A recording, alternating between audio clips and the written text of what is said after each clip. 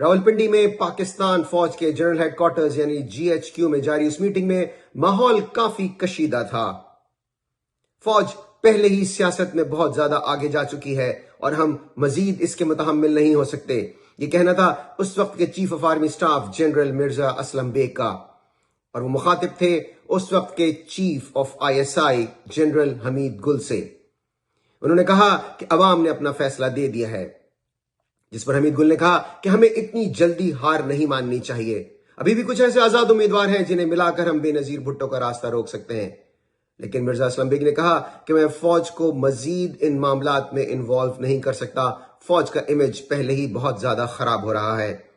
जिस पर हमीद गुल ने कहा कि हमें यह नहीं भूलना चाहिए कि यह फौज के ही मफाद में है कि बेनजीर भुट्टो का रास्ता रोका जाए, क्योंकि वो भुट्टो की बेटी है और वो और उनकी पार्टी बरमला ये कह चुके हैं कि वो इक़्तिदार में आने के बाद भुट्टो की मौत का बदला लेंगे। इसलिए बेनजीर भुट्टो का इक़्तिदार में आना फौज के लिए नुकसानदेह होगा। इस पर मिर्जा असलम बेग ने कहा कि चले फिर हम सदर से बात करते हैं, और इस वक्त के सदर थे गुलाम इसहाक खान। अगले दिन इस्लामाबाद में जनरल मिर्जा असलम बेग, जो कि चीफ ऑफ आर्मी स्टाफ थे, chief of ISI general Hamid गुल और उस वक्त के सदर गुलाम इसहाक खान के दरमियान एक मीटिंग हुई। यही मामलात दोबारा से दोहराए गए। इस पर गुलाम इसहाक खान ने कहा, ऐसा नजर आ रहा है कि अब बेनजीर भुट्टो का रास्ता रोकना मुश्किल है, क्योंकि हुकूमत बनाने की आपकी तमाम काविशें नाकाम हो चुकी हैं। जनरल हमीद गुल को लगा कि उन पर तंज किया जा रहा है, क्योंकि ये तमाम की तमाम काविश यानी कि IJI बनवाना, उस वक्त का एक सियासी इत्तेहाद बनवाना, ये सब हमीद गुल ही कर रहे थे। हमीद गुल ने कहा हमें थोड़ा वक्त और चाहिए। गुलाम इसहाक खान ने कहा कि नहीं, अब हमारे पास वक्त ज्यादा नहीं है। इस पर हमीद गुल ने कहा, तो क्या आप चाहते हैं कि बेनजीर भुट्टो वजीर आजम बन जाएं? इस पर इसहाक खान ने कहा, आप ये क्यों समझते हैं कि वो वजीर आजम बनने के बाद तमाम तर इख्तियारात की मालिक होंगी? कुछ पत्ते हमारे हाथ में भी होंगे। और ये मीटिंग इख्तिताम पजीर हुई इस नोट पर कि वजीर आजम बेनजीर भुट्टो बनने जा रही हैं।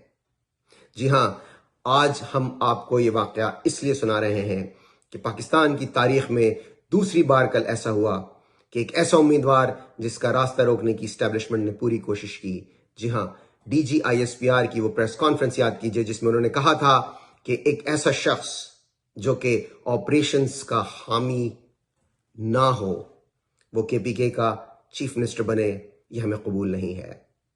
लेकिन सुहेल आफरीदी ने कल हलफ उठा लिया। 2 दिसंबर 1988 को बेनजीर भुट्टो ने हलफ उठाया था।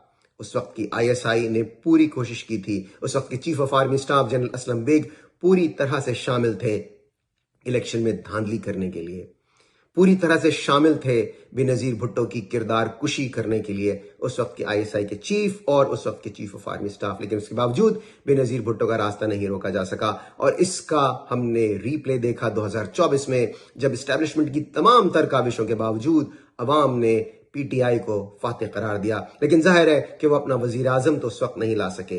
बाद में जिनको वजीर आला बनाया गया KPK का यानी कि अली अमीन गंडापुर, उन पर इस्टेब्लिशमेंट को एतराज नहीं था। पाकिस्तान की तारीख में ये दूसरी बार हुआ है। पहली बार बेनजीर भुट्टो, जिन पर इस्टेब्लिशमेंट को एतराज था, वो वजीर आजम बनी, और कल ये एजाज एक नौजवान सुहेल आफरीदी के हिस्से में आया। बेनजीर भुट्टो भी बहुत नौजवान थी, बहुत उमंगें थी, बहुत उम्मीदें थीं, और यही उमंगें और उम्मीदें सुहेल आफरीदी से भी हैं। हमारी ख्वाहिश है कि वो अवाम की उमंगों पर पूरा उतरें।